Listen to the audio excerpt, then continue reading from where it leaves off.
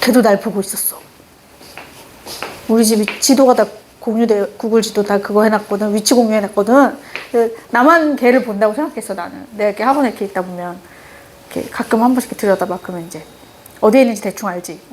이쪽 단지 놀이터 같구나. 막 이런 느낌으로 이렇게 알고 있는데. 몰랐어. 나는 걔가 나를 보고 있을 건 생각 못 했는데. 어느 날, 엄마, 오늘은 왜 끝났는데 집에 안 와? 이러는 거야. 그때 내가 수업이 끝났는데 뭐를 해야 돼갖고,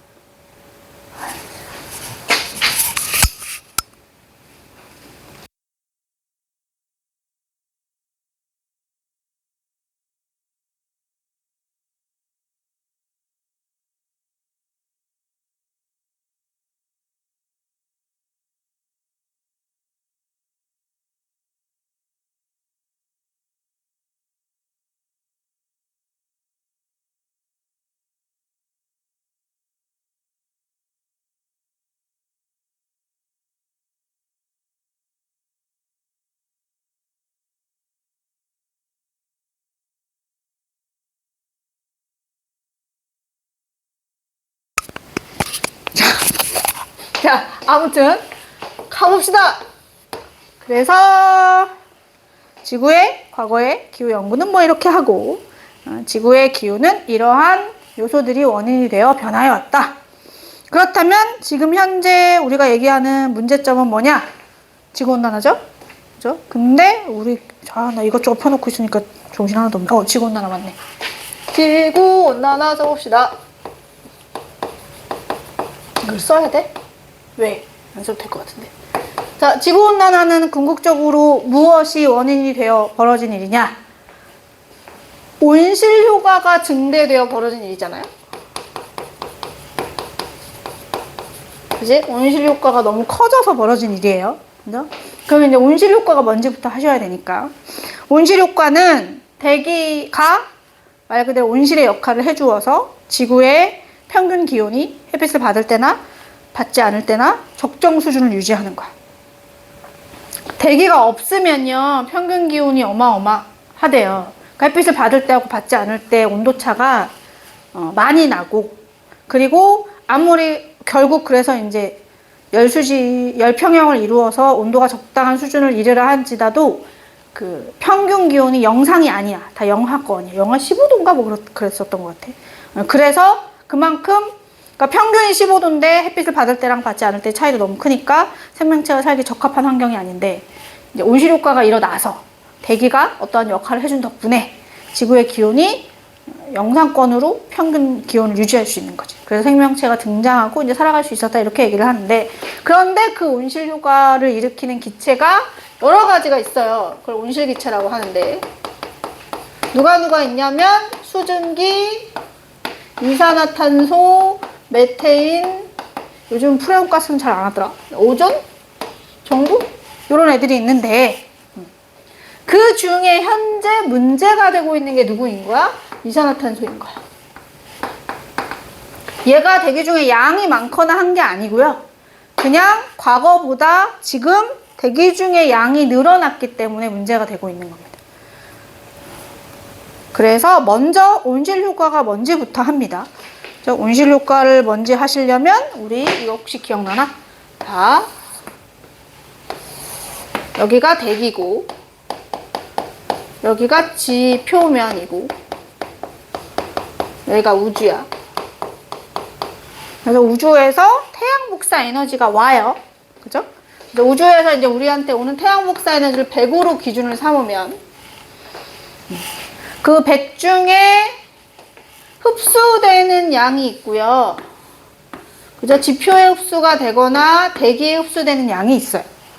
대기에 흡수되는 거 우리가 흔히 숫자를 잘 만들기 위하여 나는 20, 50 할게요. 여기가 20이고 여기가 50이고, 그리고 그러면 30은 어디로 갔냐? 30은 우리 앞에서 배운 반사율 생각하시면 돼요. 30은 그냥 반사됐어요. 대기에서 반사가 됐든 지표에서 반사가 됐든 그냥 반사된 양이 30입니다. 그래서 결국 실제 흡수된 건 70이다 라고 생각하시면 돼요. 그래서 대기 중에 흡수된 게 20, 지표면에 흡수된 게 50. 이렇게 태양으로부터 지구로 도달하는 이 친구를 우리가 이 노란 선으로 쓴 걸 우리가 뭐라고 표현하냐면 태양 복사 에너지라고 합니다.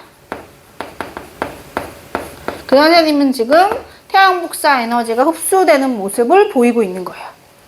그리고 태양 복사 에너지는 주로 가시광선 영역의 빛으로 이루어져 있어요.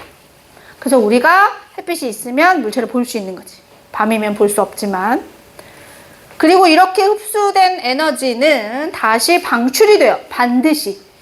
왜냐면 이게 계속 흡수만 하면 지구기온이 지금 지구가 나이가 46억 년 됐는데 얼마나 온도가 많이 올라갔겠어. 그래서 흡수된 걸 다시 방출하면서 평형 상태에 이르게 되는 건데, 어쨌거나 내가 반사된 거 빼고 70을 흡수를 했으니까 70을 그냥 뱉어낼 거야. 근데 뱉어낼 때 신기하게도 무슨 일이 벌어지냐면, 자, 대기는 그러니까 지표는 자기가 흡수한 저 50을요 이제 밖으로 버릴 건데요, 그냥 버리지 않고요, 일부는 대기에게 되돌아가요. 그러니까 우주로 나가는 게 아니고 바로 대기한테 재흡수가 돼. 그래서 여기다 그려볼게. 자, 대류 전도에 의해 대기 한투로 가는 양이 7. 그 다음에 그냥 뭐에 의해서도 갈 수 있냐? 물의 증발에 의해 대기한테 가는 양이 23. 그리고 이제 지표면에서 가는 것 중에 나가는 것 중에 대기한테 흡수된 게 112? 102. 그리고 나머지는 우주로 나갔어. 12. 그래서 애초에 지표면에서 나간 게 114야. 114. 그 선생님이 지금 화살표 두 줄로 그린 애들이 대기로 재흡수되는 거고요. 그 다음에 그냥 뿅 우주로 나간 화살표 하나가 뭐라고 생각하시면 돼요? 그냥 우주로 나갔다라고 상상하시면 되고. 그리고 그럼 대기의 입장에서는 태양 복사 에너지에서 20을 받기도 했는데, 지구가 방출하는 게 다시 대기에게 재흡수가 됐잖아. 그지? 그래서 그 재흡수된 에너지들 중에 또 일부를 얘네가 뭐 할 거야? 또 주고받고를 해야 돼. 그래서 이번엔 여기다가 대기의 재복사를 써볼게요. 대기. 그럼 대기는 태양 복사 에너지 20 받았지, 지표에서 다시 돌려준 거 102 받았지, 그리고 물의 증발을 통해 온 거 23, 대류 전도를 통해 온 거 7까지 받았단 말이야. 그럼 그 중에 다시 대기가 뭐 하는 거야? 지표로 되돌려주는 양도 있어요. 그리고 일부는 그냥 나갈 거예요. 그래서 그냥 나간 양이 58. 그리고 지표로 되돌려주는 양이 94.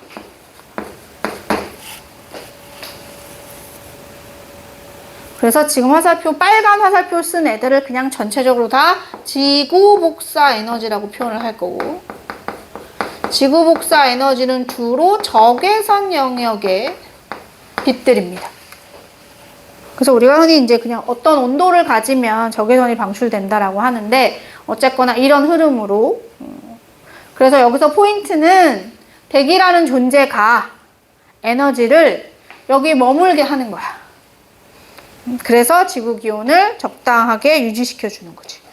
그래서 하나만 써볼게요. 자, 뭐가 됐든 흡수량과 방출량이 같아야 돼요.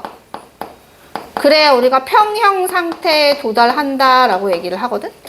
이거를 이제 입장을 다 바꿔서 하나씩 써보면, 자, 우주의 입장에서는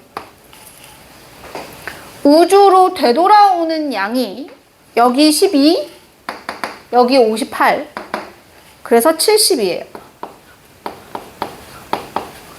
그리고 우주에서 실제로 지구에게 이렇게 하지, 반사한 것까지 우주로 되돌아오는 걸로 합시다. 그리고 우주가 누구에게? 지표에게 주는 걸로 할까요?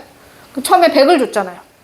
그죠? 100 중에 30은 그냥 튕겨내고 20, 50이 들어간 거니까. 그럼 여기가 100이면 되겠지? 이렇게 쓰셔도 좋고, 아니면 우주 말고 대기의 입장에서 볼까요? 대기의 입장에서 흡수된 건 얼마냐? 그치? 대기의 입장에서 흡수된 거 처음에 태양 복사 에너지 20, 그리고 지표면에서 이제 대기로 되돌아온 것 중에 여기서 지표 복사한 게 102, 그리고 물의 증발로 온 게 23, 대류 전도에서 온 게 7이었어요. 이게 다 대기한테로 흡수가 된 거고, 그 다음에 대기에서 이제 어디론가로 간 거, 대기에서 어디론가로 간 게 지표로 되돌아간 게 94, 우주로 나간 게 58이었어요. 근데 얘네 둘이 등호가 성립해야 돼요. 저게 더하기가 했는데 등호가 성립을 안 했으면 지금 우리 계산 잘못한 거야. 등호가 성립을 하셔야 됩니다. 되나 한 번만 봐주시고 12 되는 것 같아요. 그리고 이걸 지표의 입장에서 보면 지표로 흡수되는 게 태양 복사 에너지 50, 그리고 대기가 되돌려준 거 94, 그리고 이제 지표에서 나간 거 생각해 보면 여기 114, 그리고 물의 증발로 나간 거 23, 대류 전도로 나간 거 7. 이것도 등호가 성립하는지 보시면 되겠습니다. 그래서 선생님이 숫자를 이렇게 뭐 대충 보면서 한 이유가, 얘들아, 숫자가 항상 같지 않아요. 출제되는 거에 따라서 숫자는 다를 수 있거든요. 근데 수치가 다르더라도, 심지어 수치가 아예 안 나오는 경우도 있어요. 여기 그냥 A, B, C, D로 나오는 경우도 있어. 다르더라도 뭐는 생각하시면서 요거 생각하면서 하면 되는 거야. 흡수량과 방출량은 같아요. 요걸 생각하시면서 접근을 하시면 이제 표현을 해볼 수 있는 거지. 어쨌거나 이런 식으로 에너지가 지구에 좀 머무르는 효과를 온실효과라고 하는 거고, 그 온실효과 덕분에 지구기온이 적정 수준을 유지하고 있었는데, 지금 현재 문제는 뭐라고요? 이산화탄소 양의 증가로 온실효과가 증대되어 문제가 되고 있습니다. 그래서 결국 지구온난화로 인해 나타나는 영향은 뭐가 있어요? 지구가 뜨거워져서 어떤 문제들이 나타나고 있나요? 이건 안 쓸게요. 어떤 문제들이 나타나고 있어요? 빙하가 녹아서 해수면이 상승하고, 해수 자체가 열팽창을 해요. 뜨거워지면. 해수의 열팽창으로 또 해수면이 상승을 합니다. 그렇게 올라간 해수면 상승은 저지대를 침수하게 만들고, 또는 지진 해일에 의한 피해를 더 크게 만들지, 낮은 지대, 그지? 그런 일들이 벌어지고 있고, 또 이제 육지 면적이 줄고 있잖아요. 육지 면적이 줄면 뭐의 면적이 주는 거야? 경작지의 면적이 주는 거야. 그러면 이제 사람의 입장에서는 식량 자원을 생산할 수 있는 면적이 감소하는 문제, 식량 문제도 생길 수 있는 거고, 그리고 그다음에 그 육지 면적도 주는 것도 있지만, 그다음에 이렇게 작물이 재배될 수 있는 기온 범위가 있잖아. 그 범위도 자꾸 줄어들고 있어요. 그래서 뭐 얼마 전에 뉴스에 막 나왔던 게 배추. 우리나라 지금 올해 배추 생산량이 4분의 1? 반토막보다 더 떨어져서, 그래서 올겨울 김장은 무슨 김치로 하냐 하고 막 뉴스에 막 나온 적이 있어. 그지? 근데 그게 결국에 지금은 뭘로 보완이 됐냐면, 이제 그 다른 지역에서 재배된, 원래 요거보다 조금 더 빠르게 고랭지 배추라고 나온단 말이야. 그랬잖아. 조금 높은 산지의 높은 지역에 거기가 몰랐는데 평균 기온이 25도 이상으로 높아지지 않는 지역이래요. 아무리 더워도. 그런 데서 재배되는 배추들로 이제 우리가 그 시기마다 그런 것들이 이제 재배가 되면서 이렇게 넘어가고 있었는데, 거기 온도가 올 여름에 너무 폭염으로 온도가 너무 올라가서 배추 재배에 문제가 생기는 거지. 그런 것들도 어떻게 보면 다 지구온난화 영향으로 볼 수 있는 거고, 봄꽃 개화 시기가 뭐 하고 있다? 빨라지고 있고, 그 다음에 여름은 뭐해지고 있고? 길어지고 있고, 지금은 가을이야 겨울이야? 아무리 생각해도 겨울인 것 같아. 날씨가 이상해. 아, 우리 집 어린이 가을 옷 산 지 몇 주 안 됐는데 겨울 옷 사러 가야 돼. 아, 짜증나. 자, 뭐 그런 것들, 생활의 불편도 있지만 이렇게 작물의 기후 생산할 수 있는 지역이 달라지고 있고, 그리고 우리가 그런 건 그나마 눈으로 보이기라도 하잖아, 농작물 같은 건. 근데 우리 눈에 보이지 않지만 더 큰 피해를 입는 곳이 어디예요? 해양 생태계예요. 여기 있는 수온의 그 증가로 이제 해양 사막화라고 해서 해양 생태계가 완전히 파괴돼서 아무것도 안 사는. 그리고 뭐 육상에서는 또 사막의 면적이 넓어진다든지 여러 가지 문제들이 나타나고 있고, 빙하가 녹으면 또 제일 큰 문제가 뭐게요, 여러분?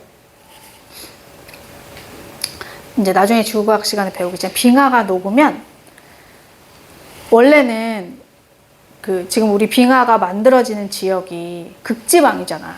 그러면 이제 해수가 극지방에 흘러서 해수가 극지방에 가면 거기가 너무 추우니까 해수의 온도가 뚝 떨어져요.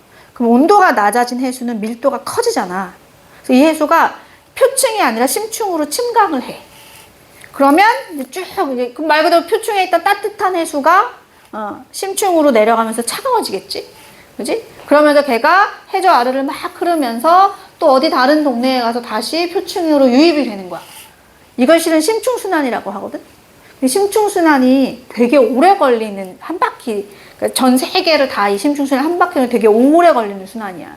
근데 이게 포인트가 뭐냐면, 표층에 있는 따뜻한 해수가 심층으로 내려가 주고, 그럼 그 자리에 또 다른 표층 해수가 오고, 이게 계속 순환을 해줘야 에너지의 이제 이게 교환이 일어나는 거지. 따뜻한 물이 찬물되고 또 따뜻한 애가 와서 찬물되고 이게 돼야 되는데, 여기에 빙하가 녹아버리잖아요. 그러면 수온이 아무리 떨어져도 빙하가 녹은 물은 염분이 너무 낮아서 밀도가 안 높아져요. 그러면 여기 있는 이 찬 해수가 침강을 못 하는 거야. 그러면 해수의 흐름이 멈추겠지. 그지? 어디 한 군데 길이 막혔으니까 흐름이 멈출 거 아니야? 그럼 해수의 흐름이 멈추면 어떻게 되는 거야?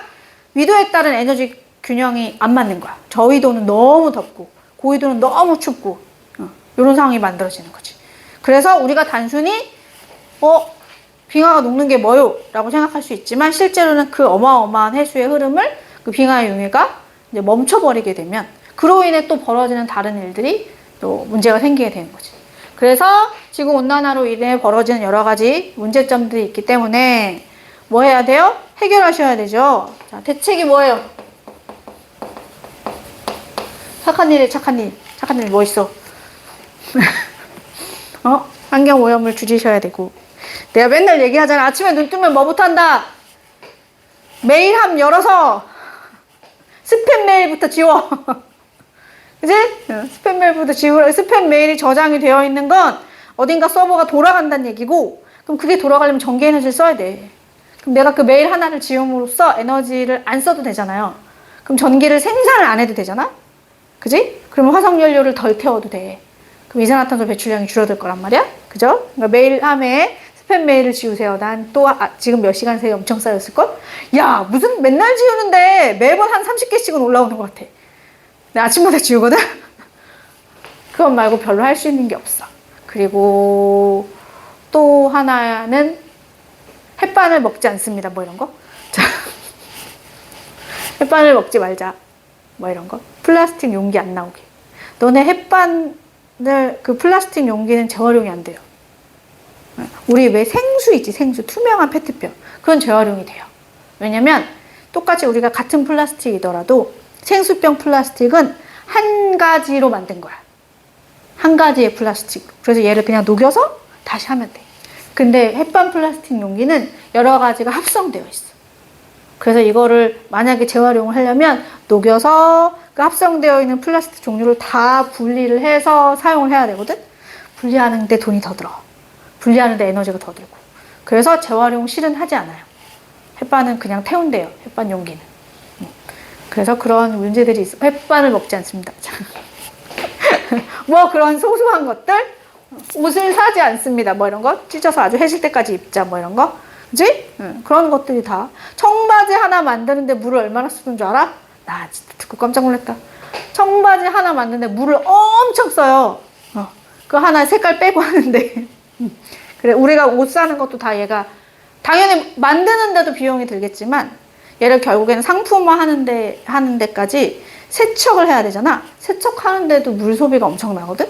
그치? 그러면 물 소비가 많아지면, 그럼 결국에는 이게 버려지는 물이니까 내가 다시 무언가를 깨끗하게 물을 만들어 써야 되잖아. 그럼 이 물을 정수하는 과정에도 에너지를 써요. 전기가 분명히 소비가 된단 말이야. 생각한 것보다 우리가 사용하는 모든 소비하는 물건들이 내 손에 오기까지 분명히 다 이산화탄소를 배출하고 있어. 그래서 왜 이산화탄소 배출량 어마어마한 과일이 뭐야? 우리나라에서 안 나고 배 타고 오는 거 뭐야? 후숙 과일, 바나나, 아보카도가 짱이래. 아보카도가 이산화탄소 배출량이 엄청 많대요. 왜? 저기서 캐서 배 타고 오잖아. 그지? 그 오는 동안에 에너지 효율이 떨어지니까 기름 써야 되잖아요. 그래서 배출량이 제일 많대. 그래서 뭘 먹어야 된다? 국산 과일 드세요, 여러분. 그래서 요즘은 그거 써져 있는 제품들도 있더라. 이산화탄소 배출량 얼마인지. 그러니까 얘가 여기까지 오기까지 이산화탄소를 얼마나 배출하면서 왔는지. 그런 것도 보고 쓰라고 하지만 뭐 그게 쉽냐? 그러니까 할 수 있는 건 뭐 별거 없잖아요. 할 수 있는 건 맨날 아침마다 매일이라도 지워요, 우리. 자, 그런 거라도. 여러 가지 대책이 있는데 그중에 여기 책에 나오는 건 뭐가 있나? 대책은 왜 없어? 와, 있는데 이만큼밖에 안 나오는 거야? 314페이지. 지구온난화를 막기 위한 노력 어쩌고 저쩌고 결국에는 온실기체 배출량을 줄이는 수밖에 없죠. 뭐 현재 있는 건 이미 올라간 건 어떻게 해? 그지? 나무 심어야지. 그지? 그게 제일 좋은 방법이에요. 나무 심는 방법이 짱이고요. 그리고 이제 지금 앞으로 나올 양을 줘야 돼. 우리나라 이대로 계속 가면 이렇게 된다며. 우리나라 지금 이렇게 생겼잖아. 이대로 계속 평균 기온이 1도인가 2도인가만 더 올라가도 여기가 이렇게 바다가 된대. 해수면이 높아졌어. 일로 바다 이렇게 들어오면 우리나라는 이런 나라가 되는 거죠. 육지 면적이 줄어드는 거죠. 요 동네는 다 어떡하니 이제 그럼. 다른 데로 이주해야 되잖아. 이주. 그죠? 아무튼 그렇대요. 생각보다 매우 가까이 와 있다. 이 얘기를 얼마나 오래 했겠니? 매우 가까이 와 있습니다. 대책을 세워야겠습니다. 끝! 그치? 근데 아까 잠깐 얘기했던 그 해수의 순환 얘기해 줄게. 자, 대기와 해수의 순환.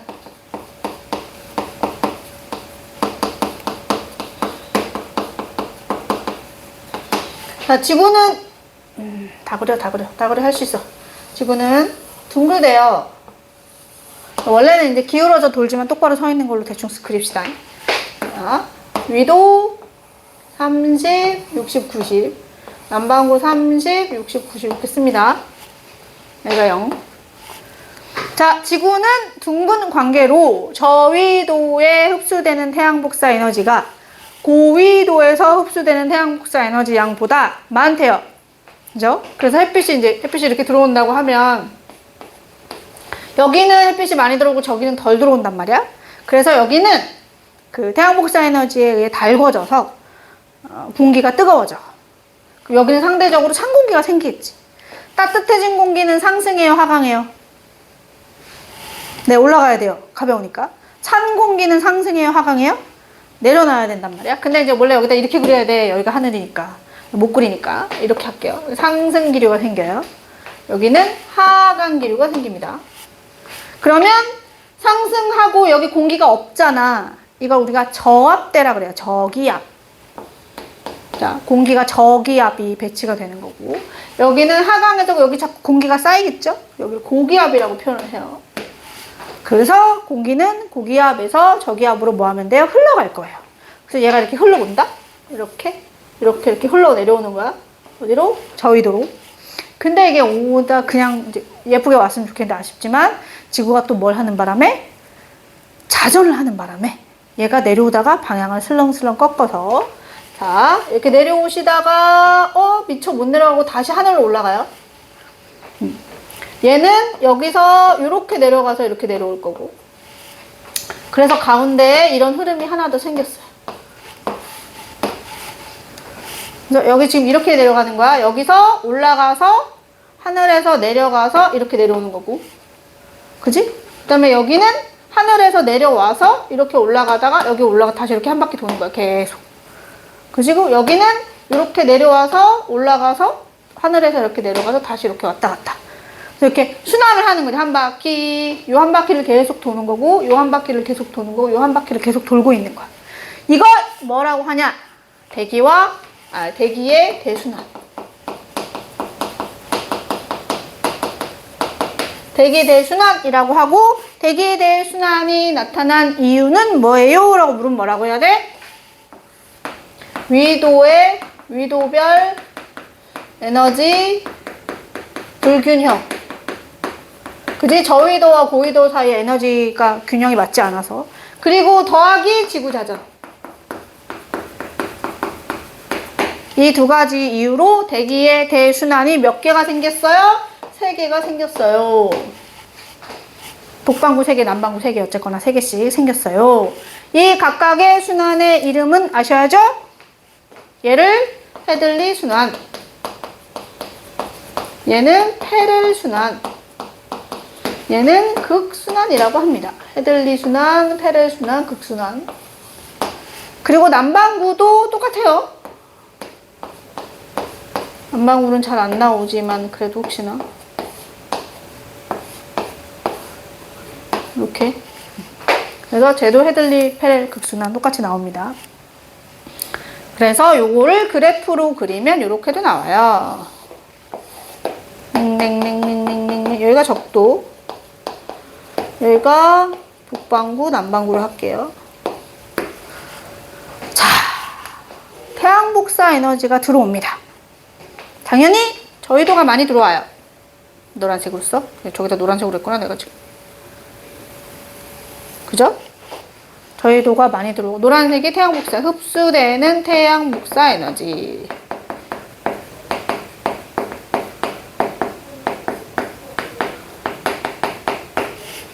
그리고 아까도 말했지만 흡수되면 반드시 뭐 해야 된다고? 방출을 하려며. 그지? 방출합니다. 방출량도 당연히 많이 흡수된 쪽이 많겠지. 그지? 그래서 저위도가 많아요. 빨간색은 지구 복사 에너지인데 얘는 흡수야, 방출이야? 방출이야. 근데 전체로 보면 흡수되는 태양 복사 에너지와 방출되는 지구 복사 에너지가 같습니다. 전체 면적은.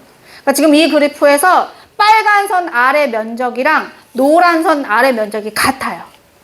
근데 이 태양 복사 에너지의 위도별 차이랑 지구 복사 에너지의 위도별 차이에 좀 미세하게 변화가 생기는 바람에 결국 저위도 지역은 에너지가 흡수되는 태양 복사 에너지가 조금 더 많아요. 여기는 에너지가 과잉되는 결과를 만들었고, 극지방은 그지? 에너지가 결핍되는 상황이 만들었어요. 이걸 위도별 에너지 불균형이라고 해요.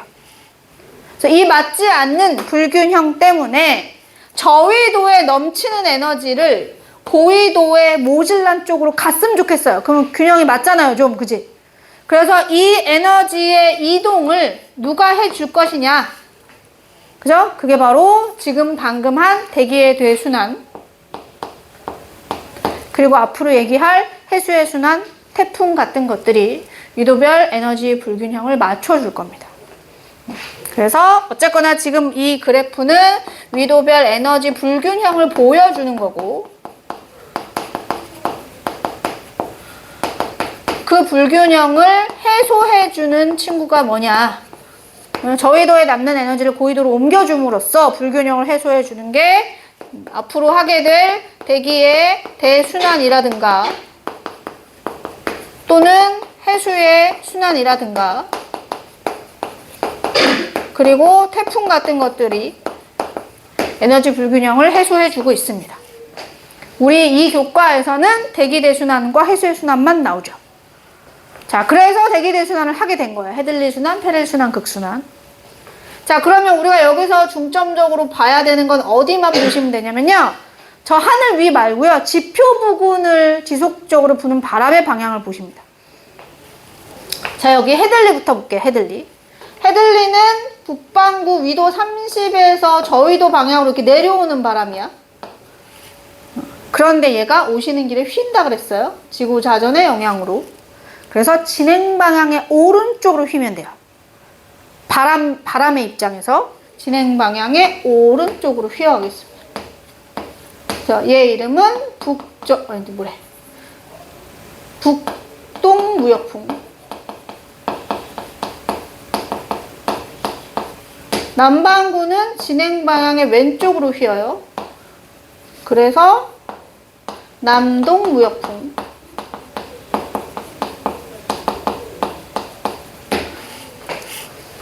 그리고 위도 30에서 60 사이는 저위도에서 고위도로 부는 바람인데 서쪽에서 동쪽으로 부는 바람이라 편서풍. 그리고 남반구도 마찬가지로 서쪽에서 동쪽으로 부는 바람, 얘 이름도 편서풍. 그리고 위에는 뭐 방향이 똑같죠? 극동풍. 여기도 극동풍. 이렇게 바람이 불고 있습니다. 그래서 위치에 따라서 이거는 헤들리 순환 때문에 북동무역풍이 생기고 페렐 순환 때문에 편서풍이 생기고 극순환 때문에 극동풍이 불고 있어. 저 바람의 방향들을 꼭 얘기하실 수 있어야 되고요. 이렇게 바람이 붐으로써 이 지속적인 바람이 원인이 돼요. 얘가 지금 이 구역에 계속 부는 바람이거든. 그러다면 이게 원인이 되어 뭐가 생겼냐? 그 지역 바다에 해수의 흐름이 생겼습니다. 우린 그걸 표층 해수의 흐름 순환이라고 표현해요. 표층 해수의 순환. 그래서 내가 얘를 원래 대서양도 그려야 되지만 태평양만 그릴게요, 오늘은. 여기 뭐 우리나라가 이렇게 있을 거고, 여기 남아메리카, 북아메리카 있을 거고, 뭐 이렇게 있겠지? 되게 잘 그렸네? 자, 아까 저 북동무역풍이 부는 지역은 바람이 자꾸 동에서 서로 불잖아요. 그죠? 그러므로 해수가 동에서 서로 흘러가요. 그래서 북동무역풍이 만든 흐름이 있고요. 남동무역풍이 만든 흐름이 있습니다. 둘 다 동에서 서로 가는 흐름인데 얘 이름은 북적도 해류고요. 그리고 얘는 남적도 해류예요. 북적도 해류, 남적도 해류. 그리고 위도 30에서 60 사이에 편서풍이라는 바람 때문에 이번엔 서에서 동으로 해수의 흐름이 생겨요. 그래서 북반구에 서에서 동으로 하나, 남반구에도 서에서 동으로 하나. 북반구의 저 친구 이름은 북태평양 해류.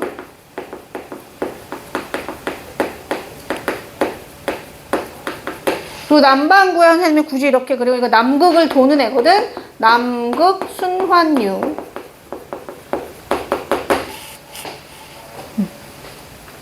이렇게 그래서 무역풍에 의해서 적도 해류들, 편서풍에 의해서 북태평양 해류와 남극 순환류가 발생을 했습니다.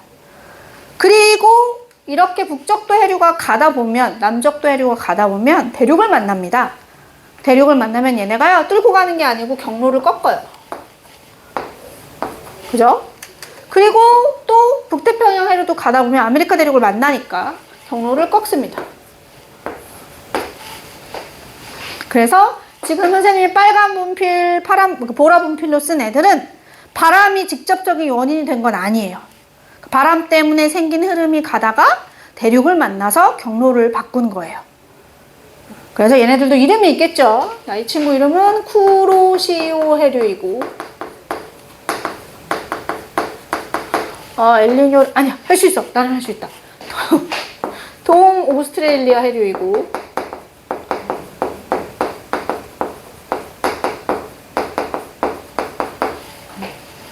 그 다음에 여기는 캘리포니아 해류이고,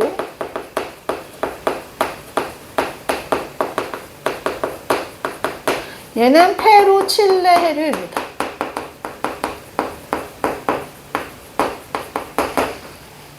선생님이 아까도 강조하지만 이거 태평양만 그린 거다 얘들아. 대서양에도 이런 흐름이 있어요. 북반구의 시계 방향으로 한 바퀴, 남반구의 반시계 방향으로 한 바퀴. 이거를 실은 아열대 순환이라고 해요.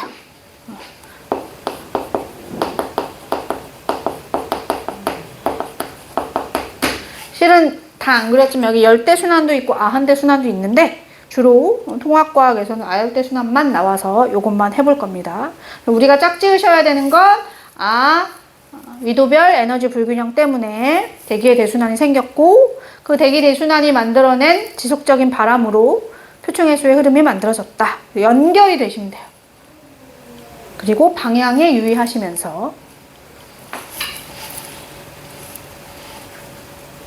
그래서 보면 여기 빨간 화살표, 파란 화살표를 보면 빨간 친구는 빨간색으로 썼으니까 빨간 글자로 빨간 친구는 저위도에서 고위도로 해수가 흘러가고 있어요. 지금 이 북적도 해류나 북태평양 해류는 수평 흐름이니까 의미가 없고 위도의 변화가 없잖아요. 근데 난류인 쿠로시오 해류나 동오스트레일리아 해류는 저위도에서 고위도로 움직여 가고 있고요. 그 다음에 저기 건너편에 있는 보라 화살표 애들은 고위도에서 저위도로 이동을 하고 있습니다. 그럼 생각해보면 당연히 저위도에서 만들어진 난류는 수온이 높겠죠? 그럼 수온이 높은 애가 고위도로 올라가면 뭐 해지는 거야? 추운 데를 달고 따뜻하게 데워주는 거지. 반대로 찬 놈이 아래쪽으로 내려오면 아래쪽에 내려와서 얘가 데워지겠죠. 그래서 이렇게 순환을 하면서 에너지의 불균형을 해소해 주는 거예요. 그래서 저위도에서 고위도로 올라가는 따뜻한 물을 난류, 고위도에서 저위도로 내려오는 찬물을 한류라고 하며 얘를 수온, 그만해라 너는 염분, 용존 기체량, 영양 염류양 비교는 할 수 있어야 한다고 했지요. 자, 수온은 난류가 높고 염분도 난류가 높아요. 상대적으로 얘는 차갑고 차가우니까 소금이 잘 안 녹겠지? 그래서 덜 짠 물이고 대신 용존 기태, 즉 산소 같은 애들은 이산화탄소도 그렇고 뭐 산소도 그렇고 기체들은 찬물에 더 잘 녹아요. 그래서 한류에서 용존기체가 많습니다. 난류가 적은 편이고 그 결과 이 산소가 많은 곳에 영양염류도 많이 만들어져요. 그래서 한류와 난류는 보시다시피 수온으로는 난류가 좋아. 물고기들 입장에서 따뜻하니까. 근데 그 물속의 산소의 양이나 영양염류의 양은 한류가 더 좋아. 그치? 그렇잖아. 물고기들도 숨 쉬어야 되는데 물속에 기체가 많이 녹아 있어야 될 거 아니야. 그치? 그런데 그러면 서로 간의 장점들이 있잖아요. 이 둘이 뭐 하는 지역? 섞이는 지역이 최고일 거예요. 찬물과 따신 물이 섞이는 지역. 거기가 물고기들에게는 좋은 환경이겠지? 우린 그걸 조경수역이라고 부르기도 하더라. 어쨌거나 이런 식으로 표층해수가 이렇게 흘러가면서 뭐 하는 거예요? 유도별 에너지 불균형을 해소해주고 있고요. 그리고 아까 선생님 여기 태풍도 잠깐 썼는데 우리가 이제 태풍의 원리를 명확하게 배우진 않지만 태풍이라는 친구도 실은 이 저위도 바다에서 만들어지는 거예요. 저위도 바다가 너무 뜨거워져서 태풍이 만들어지는 거든. 그럼 얘가 그 뜨거운 에너지를 태풍이 담고 북상하는 거야. 그래서 위에다 갖다 주는 거지. 추운 데다가. 그래서 이것 또한 에너지 불균형을 해소해주는 영향의 하나의, 효과의 하나에 해당이 되는 거죠.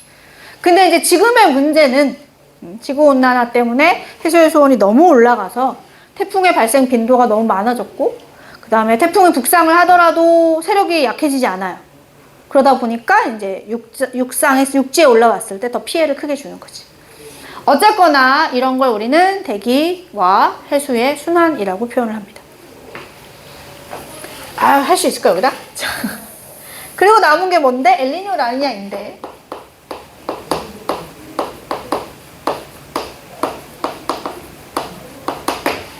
이제 엘니뇨 라니냐는 지리적으로는 특정 지역에서 벌어지는 이상현상을 엘니뇨 라니냐라고 부릅니다. 그래서 먼저 뭐부터 해야 하냐면 평상시의 상황을 먼저 이해하셔야 되는데, 그지? 어느 지역을 말할 거냐면요, 요 지역을 얘기를 할 거예요. 제가 여기 북적도 해를 부는 여기 요 지역, 그지? 저 위도 태평양 바다 쪽을 얘기를 할 겁니다. 얘를 요렇게 그려볼게요. 조그맣게 그려야 돼. 정신 차려.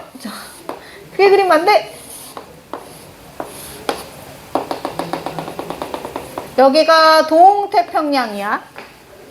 요쪽에 이제 남아메리카, 페루, 칠레 요런 데 있는 거 생각해 주면 되고, 그리고 이쪽이 서태평양이고 여기가 인도네시아 쪽이라고 생각해 주시면 됩니다. 그러니까 이로 인한 효과가 나타날 수 있는 지역이라서. 여기가 지리적으로는 페루, 칠레, 남아메리카, 여기가 인도네시아.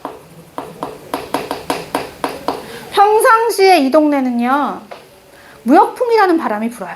저기 북동 무역풍, 남동 무역풍. 그래서 무역풍이라는 바람을 흰색으로 하고 싶어요.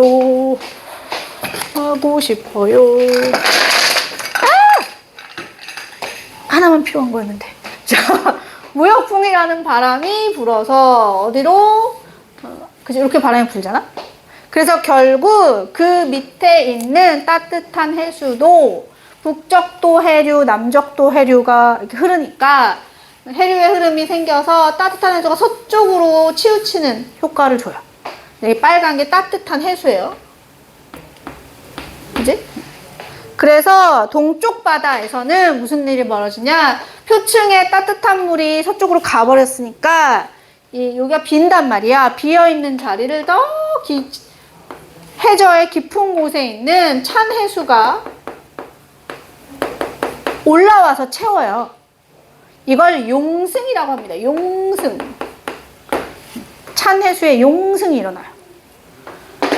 그래서 결국 인도네시아 쪽인 서태평양 쪽은 따뜻한 해수가 왔으니 그 해수 위에 있는 대기도 좀 달궈져서 상승기류가 생기고요.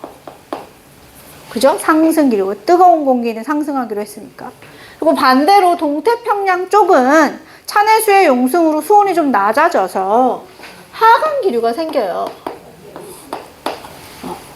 그죠? 그래서 결국 서태평양 쪽은 저기압이라는 기압 배치 때문에 이 상승기류에 의해 구름이 마구마구 생겨서 비가 많이 오는 날씨가 주가 되는 거고, 상대적으로 하강기류가 생기는 이 고기압이 배치되는 동쪽은 하강기류는 날씨가 맑거든요. 그래서 주로 맑은 날씨가 반복되고 이 찬해수의 용승에 의해 이제 아까도 말했지만 내가 따뜻한 물이랑 찬물이랑 섞이면 좋다 그랬잖아. 그지? 그럼 여기가 물고기들이 살기 좋은 환경이 돼서 그 물고기들을 뭐 잡고, 또는 이 저위도 지역임에도 불구하고 이 찬해수가 용승을 하는 지역은 그래도 다른 데보다 날씨가 조금 덜 더워. 그러다 보니까 농작물을 재배하기도 유리한 거야. 그래서 그런 것들을 재배하면서 살아가는 환경이었던 거지. 지속적으로 지난 100년간. 이게 평상시 상황이야, 이 지역에. 근데 만약에 엘니뇨 시기가 되었다. 엘니뇨 시기는 어떠한 상황이냐면 평상시보다 무역풍이 약화된 상황이에요. 약화. 자, 무역풍이 약화되면 우리 어떻게 되는지 예상을 해봅시다. 자, 무역풍이 약화되면요. 자, 아까 따뜻한 해수가 어디로 갔어야 하는데 서쪽으로 갔어야 되잖아. 근데 미처 제대로 가지 못하는 거야. 따뜻한 해수가 어디에 머물러 버려요? 서쪽으로 가지 못하고 동쪽에 머물러 버리는 거지. 그러면 평상시보다 서태평양 바다 수온은 평상시보다 떨어져요. 항상 평상시랑 비교하는 거야. 평상시보다 떨어져. 따뜻한 물이 오지 못했으니까. 반대로 동태평양 수온은 평상시보다 올라가죠. 따신 물이 여기 머무르고 있으니까. 그런데다가 여기 원래는 용승을 했어야 되는데 얘가 용승도 못해. 그지? 용승도 제대로 못하겠지? 따신 물이 가야 용승을 하는데 안 갔으니까. 그래서 결국 서태평양 바다의 낮은 수온으로 여기는 하강 기류가 생기고요. 동태평양 바다의 높은 수온으로 여기는 상승 기류가 생겨요. 그래서 우리가 흔히 그림을 이렇게 그리거든요. 이렇게. 그래서 결국 서태평양 쪽은 하강 기류가 생긴다라는 건 고기압이 배치가 돼서 여기가 날씨가 맑다는 얘기란 말이야. 근데 원래 비가 와야 되는 동네에는 맑은 게 좋은 게 아니야. 그치? 여기 가뭄. 그리고 반대로 동태평양 쪽은 저기압이 형성이 되잖아요. 그래서 여기 막 구름이 마구마구 생긴단 말이지. 그치? 이 결과 결국 여기는 날씨가 어때지는 거야? 비가 너무 오는 거지. 이런 걸 엘니뇨라고 하는 거야. 평상시와는 뭔가 다른 상황이 벌어지는 거죠. 그리고 라니냐는 그림을 그리기가 뭐한 게요. 라니냐는 평상시보다 무역풍이 너무 센 거거든요. 그래서 라니냐는 이 평상시 그림이 더 심해졌다고 상상하시면 돼요. 그러니까 이게 너무 많이 갔고 여기는 비가 와도 그냥 적당히 오는 게 와도 너무 많이 오고 여기는 안 와도 너무 안 오고 이게 라니냐야. 그래서 이 둘을 평상시와 비교해서 얘기하실 수 있어야 돼. 평상시와 어떻게 차이가 있는가. 그래서 정리를 한번 해보고